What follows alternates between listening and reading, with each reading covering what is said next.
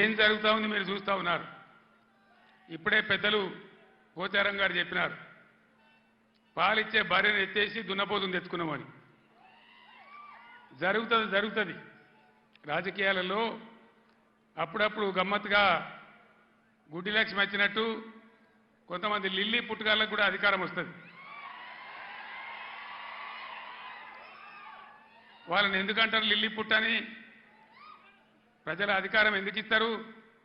మాకు సేవ చేయమని, రాష్ట్రాన్ని బాగు చేయమని, గత ప్రభుత్వం కంటే కొన్ని మంచి పనులు చేయమని అధికారం ఇస్తారు, కానీ అడ్డదిడ్డం పనులు చేయమని చెప్పరు. ఇలా ఏం జరుగుతూ ఉంది ఈ రాష్ట్రంలో? నిన్న స్వయంగా మీరు కళ్ళారా చూసినారు. ఈ భారతదేశంలో ఉన్న చట్టాల ప్రకారం, అంబేద్కర్ మహనీయుడు రాసినటువంటి రాజ్యాంగం ప్రకారం ఆర్టికల్ 3 ఆయన పెట్టినాడు కాబట్టి అంబేద్కర్ గారి పుణ్యమాని మనకు తెలంగాణ రాష్ట్రం వచ్చింది. ఆ మహనీయుని గౌరవించుకోవాలని, గుండెల్లో పెట్టుకోవాలని 125 ఫీట్ల ఎత్తున ఉండేటువంటి, ప్రపంచంలోనే ఎక్కడ లేనటువంటి, భారతదేశంలో ఎక్కడ లేనటువంటి అంబేద్కర్ విగ్రహాన్ని మనం హైదరాబాద్లో కట్టుకున్నాం. పోయిన సంవత్సరం మీరందరూ కూడా చాలామంది వచ్చినారు, బ్రహ్మాండంగా దాన్ని ఆవిష్కరణ చేసుకున్నాం. కానీ నిన్న అంబేద్కర్ జయంతి, ఆ విగ్రహం పెట్టిన తర్వాత జరిగిన తొలి జయంతి, ఈ లిల్లీ పుట్టగాల ప్రభుత్వం ఏం చేసింది? అక్కడికి గవర్నమెంట్ పోలే. ఆ మహనీయునంత హిమాలయ పర్వతం అంతా ఎత్తున్న విగ్రహానికి ఒక పువ్వు పెట్టలే, ఒక పూలమాల పెట్టలే, అంజలి ఘటించలే. అనేక రాష్ట్రాల నుంచి ప్రజలు వచ్చినారు చూడడానికి. వాళ్ళ కనీసం మంచినీళ్ళు ఏర్పాటు చేయలే, గేట్లు బంద్ చేసి తాళాలు వేసినారు. దీన్ని ఏమంటారు? అహంకారమా? కండకావరమా? ఏమనుకోవాలి దీనికి? అజ్ఞానమా?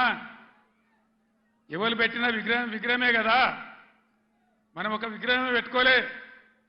ఆయన పెట్టిన ఆర్టికల్ 3తోనే తెలంగాణ వచ్చింది కాబట్టి రాష్ట్ర సెక్రటేరియట్ కూడా, సచివాలయానికి కూడా అంబేద్కర్ మహనీయుని పేరే పెట్టుకున్నాం. విగ్రహం కాడికి పోలే. మరి ఆ సెక్రటేరియట్ ఎందుకు కూర్చుంటున్నారు? సిగ్గు లేకుండా కూర్చుంటున్నారా? అది కూడా అంబేద్కర్ పేరు మీదనే ఉన్నది కదా. యాదగిరి గుట్ట కూడా బీఆర్ఎస్ గవర్నమెంటే కట్టింది. మరి ఆడిపోయి ఎందుకు మొక్కుతున్నారు? ఎమ్మెల్యేలు ఉండే క్వార్టర్లు కూడా బీఆర్ఎస్ గవర్నమెంటే కట్టింది. గెలిచిన కాంగ్రెస్ ఎమ్మెల్యేలు దానిలో ఎందుకుంటున్నారు? అంటే అన్ని తీసేస్తారా? మిషన్ కాకతీయ చెరువులు బంద్ చేస్తారా? ఏమేం బంద్ చేస్తారు? ఈ లిల్లీ పుట్టుగాలని నేను ఎందుకన్నా అంటే దీనికే అన్నా. ఒకనాడు ఇదే లిల్లీ పుట్టుగాల పార్టీ సింగూరు ప్రాజెక్టు మన నోరు కొట్టి, మన ఎండబెట్టి, ఒక డ్రాప్, ఒక చుక్క నీళ్లు కూడా మనకి ఇయ్యలే. హైదరాబాద్కి ఇచ్చినారు. బాధపడ్డాం, ఏడ్చినాం. పొలాలు ఎండిపోయినాయి. అక్కడ నిజామాబాద్ వాళ్ళు ధర్నా, ఇక్కడ మెదకోళ్ళు ధర్నా. ఇయ్యలే. తెలంగాణ వచ్చినాక కదా ఇదే హరీష్ రావు ఇరిగేషన్ మంత్రిగా ఉండి జటా కాలువలు తవ్వి నీళ్లు, సింగూరు కాలువలు తవ్వితే కదా అందులోకి నీళ్ళు వచ్చినాయి, పంటలు పండినాయి. ఎక్కడి నుంచి వాడుకున్నాం సింగూరు నీళ్లు? ఇచ్చిండ్రా వీళ్ళు? వచ్చినాయా ఆనాడు నీళ్లు? ఇవాళ ఏం చేస్తారు ఈ లిల్లీ పుట్టుగాళ్ళు? సంగమేశ్వర, బసమేశ్వర 2 లిఫ్ట్లు పెట్టుకున్నాం, బ్రహ్మాండమైనటువంటి. కాళేశ్వరం నీళ్లతోని సింగూరుకు లింక్ పెట్టుకున్నాం కాబట్టి అటు నిజాం సాగర్ కానీ, ఇటు మెదక్ జిల్లా కానీ మలన్న సాగర్తో కలుపుకున్నాం కాబట్టి బ్రహ్మాండంగా సంగమేశ్వర, బసమేశ్వర, నారాయణ ఖేడ్కు, జహీరాబాద్కు నీళ్ళు వచ్చేటువంటి లిఫ్ట్ పెట్టుకున్నాం. అక్కడ 1,00,000 ఎకరాలు, ఇక్కడ 1,00,000 ఎకరాలు. ఆందోళన నియోజకవర్గానికి కూడా 1,00,000 ఎకరాలు. ఎక్కడ పెట్టిన దాన్ని? ఎందుకు పడబెట్టినరు? ఎందుకు కోల్డ్ స్టోరేజ్లో పెట్టినరు? దయచేసి మీరు ఆలోచన చేయాలి. నేను మీ అందరినీ కోరుతా ఉన్నా, దళిత బిడ్డలను, దళిత మేధావులను నేను కోరుతా ఉన్నా.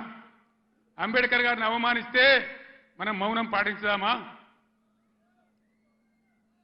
దళిత బంధు పెడితే నోరు మూసుకొని పడిందామా?